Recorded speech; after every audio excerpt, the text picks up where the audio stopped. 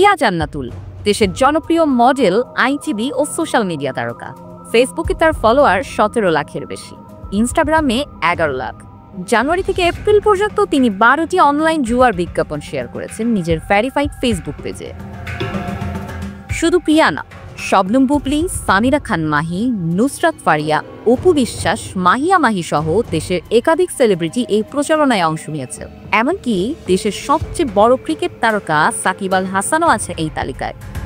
22শে March নিজের Facebook পেজে 1 কোটিরও বেশি ফলোয়ারের কাছে সাকিব প্রচার করেন 1x বেটের বিজ্ঞাপন। এর আগেও 2022 সালে বেট উইনারের শুভেচ্ছা দূত ছিলেন তিনি।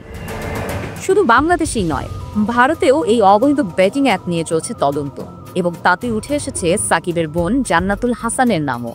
তবে এই প্রবণতা শুধু বাংলাদেশে সীমাবদ্ধ তা নয়, বিশ্বজুড়েই তারকারা বারবার জড়িয়ে পড়েছেন জুয়া বা বেটিং সংক্রান্ত বিতর্কে।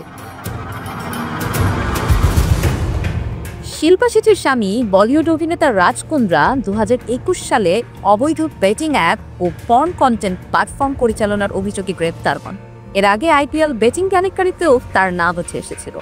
2013 সালে রাজস্থানের ফ্র্যাঞ্চাইজে মালিক হওয়া সত্ত্বেও তিনি ম্যাচ ফিক্সিং ও বেটিংয়ের অভিযোগে আজীবনের জন্য নিষিদ্ধ হন। অভিনেতা আরবাজ খান স্বীকার করেন তিনি অবৈধ বেটিংয়ে জড়িত ছিলেন। 2018 সালে আইপিএল বেটিং তদন্তে তার নাম উঠে আসে। হলিউডেও ব্যতিক্রম নয়। অভিনেত্রী লিন্ডসে লোহান এবং র্যাপার 50 সাইটের বিরুদ্ধে আছে অনলাইন গ্যাম্বলিং প্রমোশনের অভিযোগ।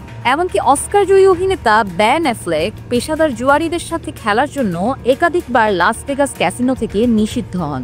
কমেডিয়ান ডানা হোয়াইটও বিভিন্ন সময়ে গ্যাম্বলিং অ্যাডিকশনের কথা স্বীকার করেছেন। বাংলাদেশের প্রেক্ষাপটে ফিরে আসা যাক।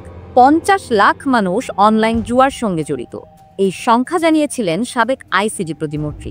অথচ আইন এখনো অস্পষ্ট।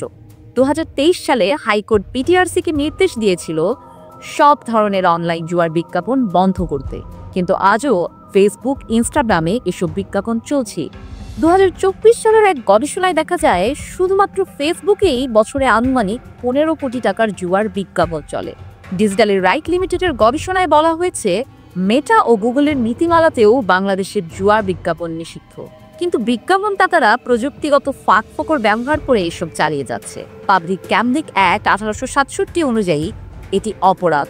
সংবিধানও বলে রাষ্ট্র জুয়া খেলার বিরুদ্ধে ব্যবস্থা নেবে, তবে বাস্তবতা হলো অনলাইন জুয়া প্রতিরোধে কার্যকর কোনো নীতিমালা নেই।